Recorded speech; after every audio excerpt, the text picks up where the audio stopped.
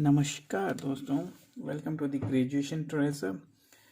The topic for this video lecture is shape of orbitals. यहाँ पे हम shapes orbital की शेप के बारे में डिस्कस करेंगे। एस पी डी एफ कैसे वो आई। तो सबसे पहले हम बात करते हैं शेप। जो शेप आ रही है वो कैसे आ रही है कि देखो, shape of an orbital depend on angle. Shape of orbital depends on angle theta and phi. Theta and phi ये कहाँ से आए? जब हमने श्रोडिंगर वेव इक्वेशन को कार्टेशियन से यानी कि एक्स वाई जेड से इनको पोलर कोऑर्डिनेट्स में कन्वर्ट किया था। आर थीटा एंड फाई इसमें कन्वर्ट किया था कार्टेशियन से पोलर कोऑर्डिनेट्स में। वहाँ से हमें थीटा एंड फाई मिला था। आर हमारा क्या था? रेडियल पार्ट था। जो हमारा R of R radial function है वो क्या करता है? वो डज नॉट वो इन्वॉल्व नहीं होता किसमें? एंगुलर टर्म्स में।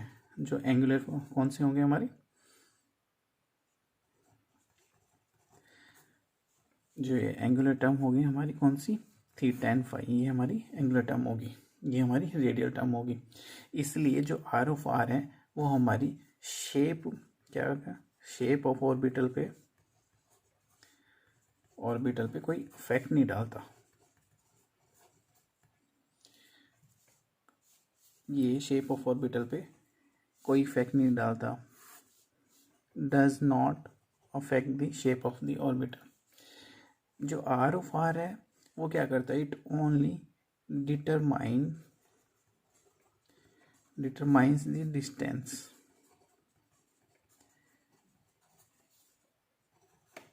Eight which maximum probability of finding an electron।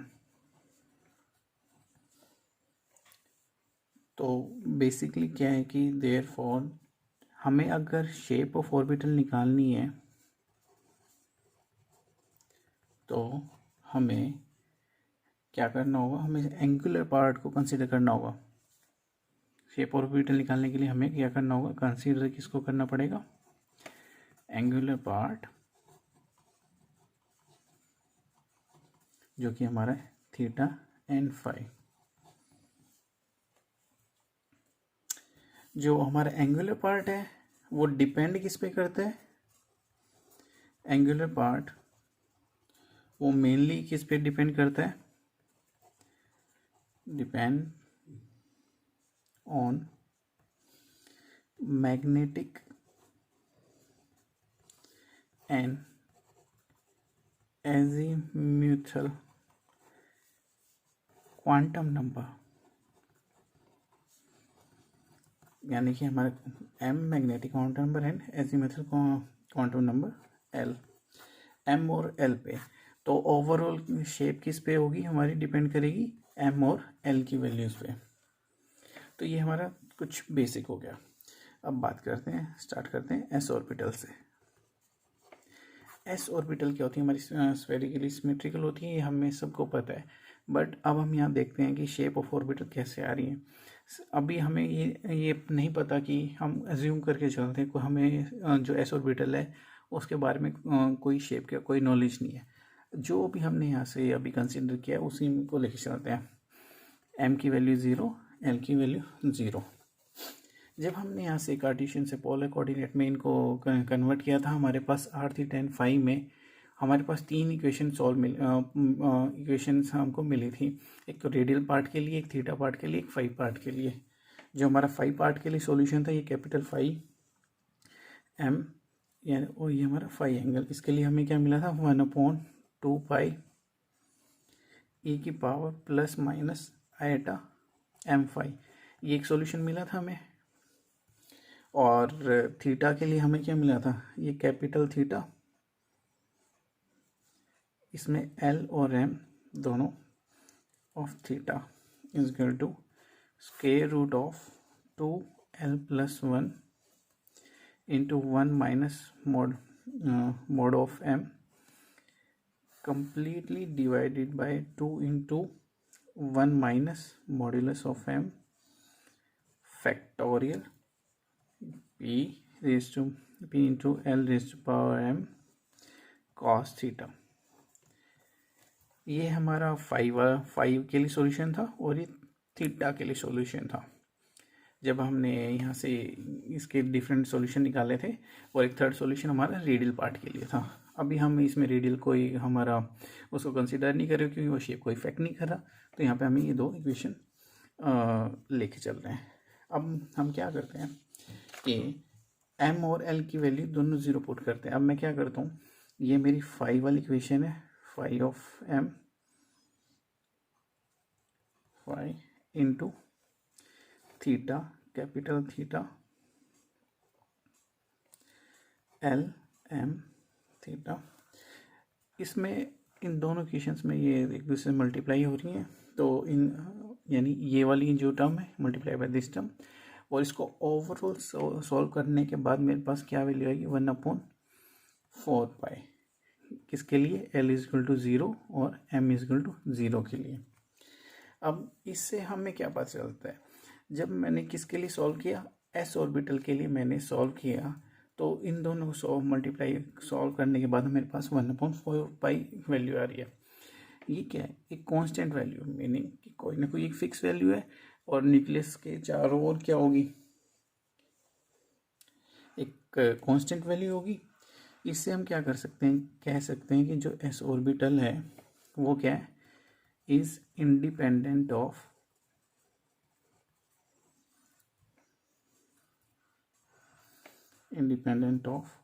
Phi and theta, कि थीटा और फाई पे डिपेंड कर ही नहीं रही है। देखो हमारी जो फाइनल रिजल्ट है उसमें कहीं पे थीटा भी नहीं है, कोई फाई भी नहीं है। इन दोनों में हमने वैल्यू पुट करके देखी, हमारे पास ना ही जो फाइनल रिजल्ट ये आ रहा है, ना कोई हमारे पास थीटा वैल्यू आ रही है, ना कोई फाई आ रही है। देयरफॉर जो क्या होगी, शेप होगी ऑफ ऑर्बिटल क्या होगी, is independent of theta and phi. और कह सकते हैं कि जो प्रोबेबिलिटी है, probability of finding electron, finding electron is equal in all directions. इसमें कोई स्पेसिफिक डायरेक्शन रिजल्ट में हमारे पास तो है नहीं, 1/4 पाई कांस्टेंट वैल्यू है, तो वो क्या होगी, एक पर्टिकुलर चारों तरफ एक फिक्स वैल्यू होगी, तो इसलिए क्या होगा, सभी डायरेक्शंस में प्रोबेबिलिटी ऑफ फाइंडिंग इलेक्ट्रॉन क्या होगी, इक्वल होगी। तो हम क्या कह सकते हैं कि जो शेप है फॉर एस ऑर्बिटल वो क्या है, स्फेरिकली सिमेट्रिकल। यही तो करते हैं, ये मेरा न्यूक्लियस है, इसके चारों एस क्या है, स्फेरिकली हमारी क्या होगी, सिमेट्रिकल होगी। ये तो थी एस ऑर्बिटल के लिए। अब बात करते हैं पी ऑर्बिटल।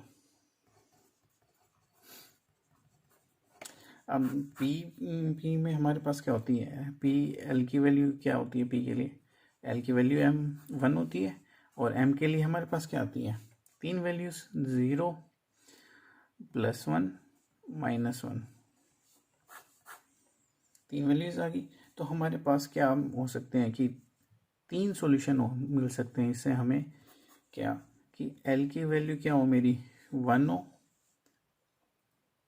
m की वैल्यू क्या हो 1, यहाँ पे 1, m की वैल्यू क्या हो सकती है +1, यहाँ पे ±1, और यहाँ 1, और m की वैल्यू क्या हो सकती है -1। अगेन हम इन इक्वेशन का यूज़ करते हैं, ये वाली इक्वेशन और इसको जो हमारी टोटल फाई के लिए रिजल्ट है और थीटा के लिए, एंगुलर दोनों पार्ट्स के लिए इन इक्वेशंस का। अब मैं यहाँ पे क्या सिर्फ डायरेक्ट लिख रहा हूँ, ये मेरा कैपिटल थीटा, इसका 1 और 0, यहाँ पे एल और एम की वैल्यू थी ना, सॉरी एम क्या मेरा रहेगा 0, 1 एंड 0, और फाई क्या होगा मेरा एम, यहाँ पे हम 0। देखो फाई के लिए एम की वैल्यू है और कैपिटल थीटा के लिए एल और एम की, तो इसलिए यहाँ पे एल और एम, L1 M0 फाई 0। जब हम इसको सॉल्व करेंगे तो हमारे पास आएगा 1/√4 पाई कॉस थीटा। देखो इसके सॉल्यूशन में थीटा पार्ट आ रहा है, तो मीनिंग कुछ ना कुछ ये एक थीटा पे डिपेंड करता है।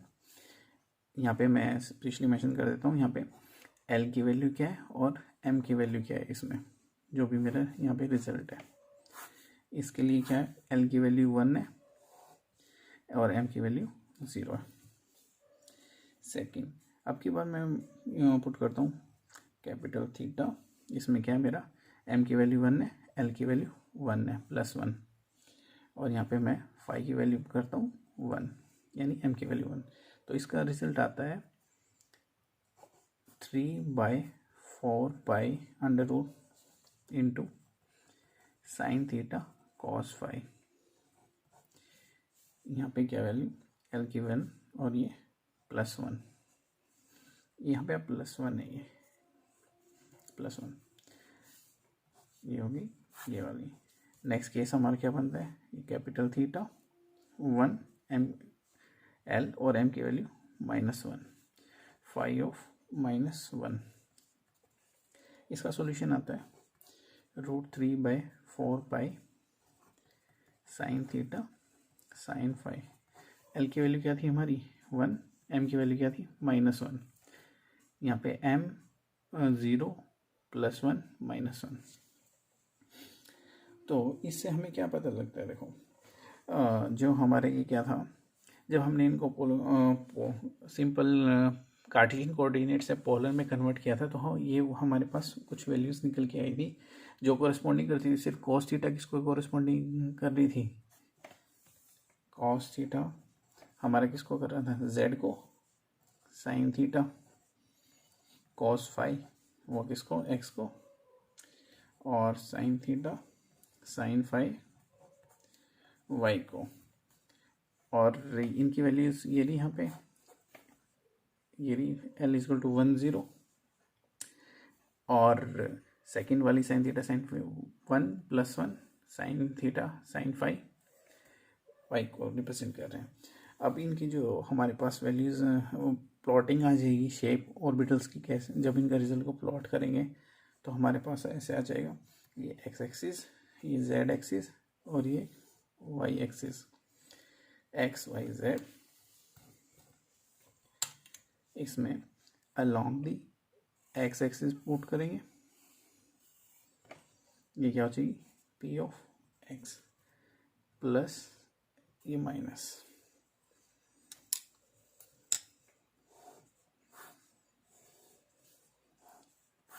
हमारे पास 3 रिजल्ट आए, X X Y Z Y Z, ये वाई के long plus minus P of Y, और हमारे पास जेड के लॉन्ग, ये हो गया प्लस माइनस, ये होगी P of Z.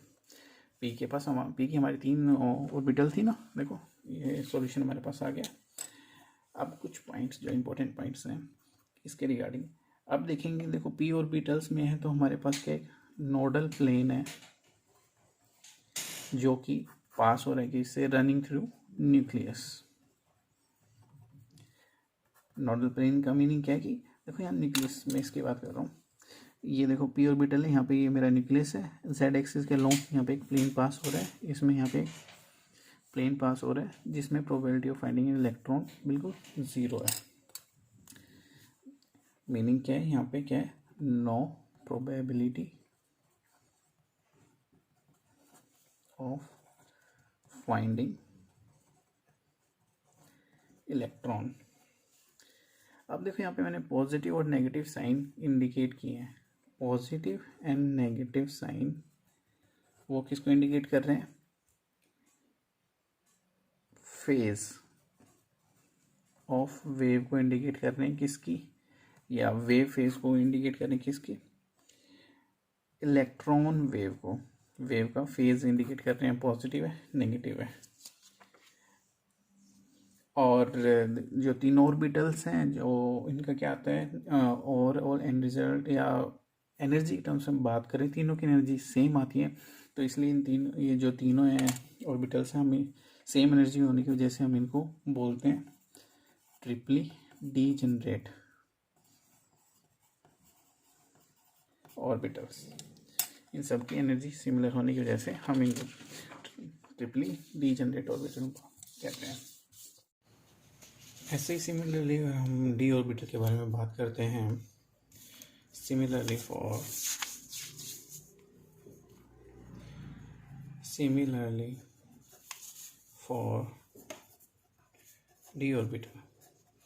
D orbital में हमारे पास थीटा एंड फाई इनकी वैल्यू एंगुलर और डिपेंडेंसी है, तो इसे हम कैलकुलेट करेंगे। यहाँ पे हमारी एल और एम की वैल्यूज़ में सेपरेट लिख देता हूँ।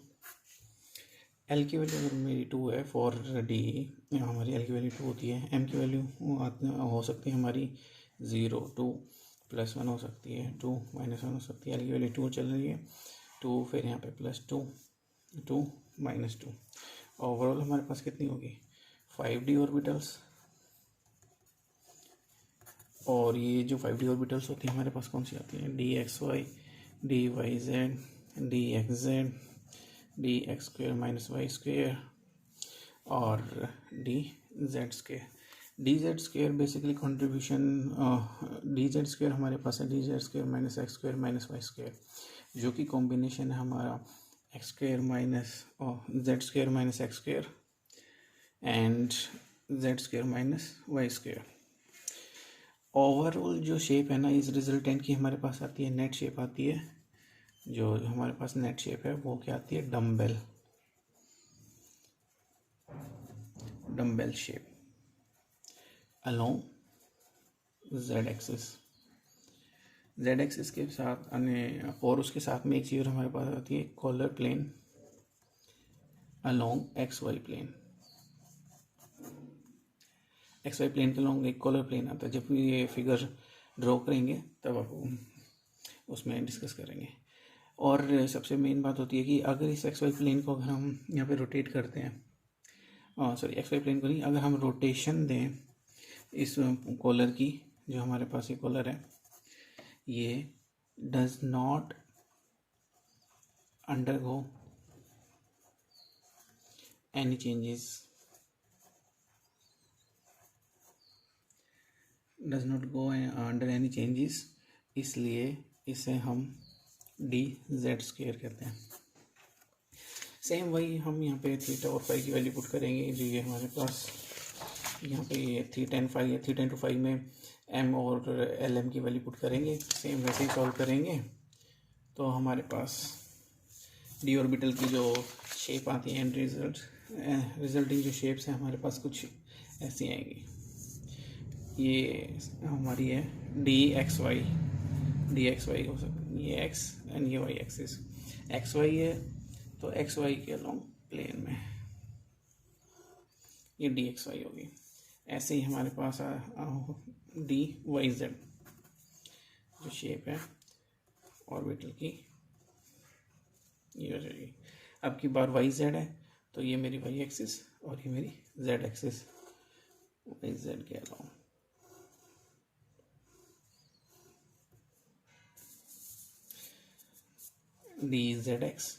zx में क्या होगा, एक एक्सिस होगी और दूसरी z एक्सिस होगी, और ये हमारे पास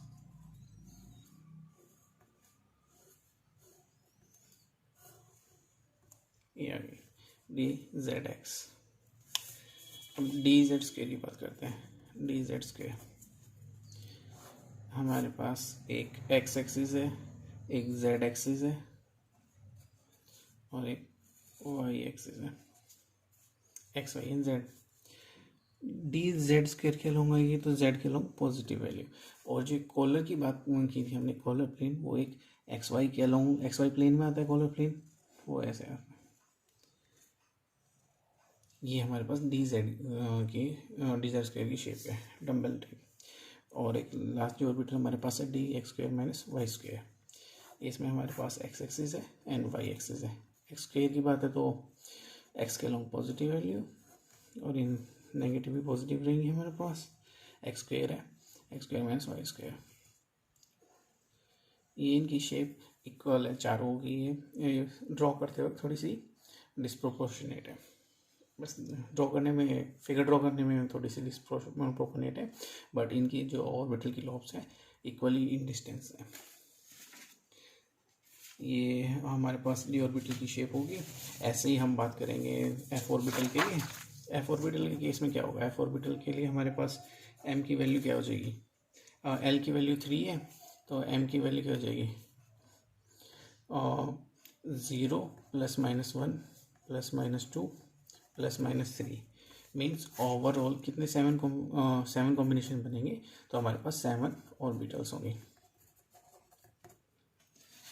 और 7 ऑर्बिटल्स होंगे। ये टॉपिक एंड होता है। इस टॉपिक में हमने डिस्कस किया है शेप्स ऑफ ऑर्बिटल, जिसमें dependency mainly theta and phi पे है। एक्स वाई कार्टेशियन को हमारे पोलर कोऑर्डिनेट्स में, उसमें से रेडियल पार्ट हमारा इन्वॉल्व नहीं होता, तो इसलिए जो shape of the orbital most निकलती है एंगुलर टर्म से निकलती है। एंगुलर पार्ट डिपेंडेंट हमारे पास magnetic and azimuthal quantum number. Then उसी के जो हमने सॉल्यूशंस हैं, जब हम कन्वर्जन करते हैं कार्टेशियन से पोलर में, वहाँ से हमारे पास कुछ इक्वेशंस आती हैं, वहाँ से हम सॉल्व करते हैं फर्दर। जैसे हमारे पास ये फाई पार्ट के लिए आती है, ये सॉल्यूशन है, थीटा पार्ट के लिए आती है।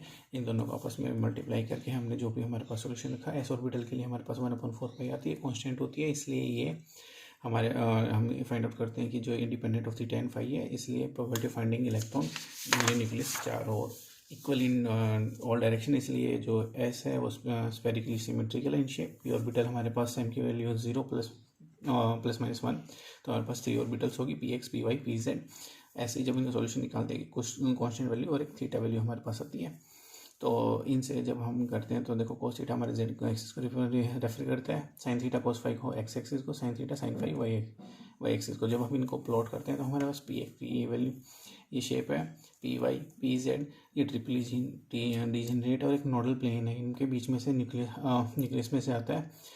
नोडल प्लेन हमारा क्या है, जहाँ पर प्रोबेबिलिटी फाइंड इलेक्ट्रॉन नहीं है, positive negative sign phase of wave को डिफाइन करना है इलेक्ट्रॉन वेव में। ऐसे ही हमारे पास डी ऑर्बिटल है। डी ऑर्बिटल के लिए हमारे पास थीटा एंड फाई को हम वैल्यूज़ देखते हैं, हम उसमें वैल्यूज़ पुट करते हैं। एल की वैल्यू 2, एम की value 0 plus minus 1 plus minus 2, 5 orbitals हैं। D X square minus Y square D Z square D X Y D Y Z D X Z, ये हमारे पास शेप निकल के आती है। डी जेड स्क्वायर में हमने ये डिस्कस किया था कि भी नेट शेप डम्बल शेप आती है लॉन्ग को, जो कि हमारे पास एक्स वाई प्लेन में कॉलर प्लेन होता है। जो जब हम रोटेशन देते हैं ना इस को, तो हमारे पास कोई चेंजेस नहीं आते, इसलिए हम सिर्फ डी जेड स्क्वायर तक लिमिट रह जाती है। ये पॉइंट आपके पास एक्स्ट्रा है, ये आपको बस सिर्फ हम एक्स्ट्रा की पॉइंट्स के लिए रिमेंबर कर सकते हो। एफ ऑर्बिटल के केस में हमारे पास एल की वैल्यू 3 होती है, एम की value 0 plus minus 1 plus minus 2 plus minus 3, overall 7 values. ऐसे हम इनकी आगे शेप सॉल्व कर सकते हैं। ये आज का टॉपिक यहीं फिनिश होता है। If you have any doubt can ask, and कोई पर्टिकुलर टॉपिक पे आपको वीडियो चाहिए देन आप कमेंट करके रिक्वेस्ट कर सकते हैं।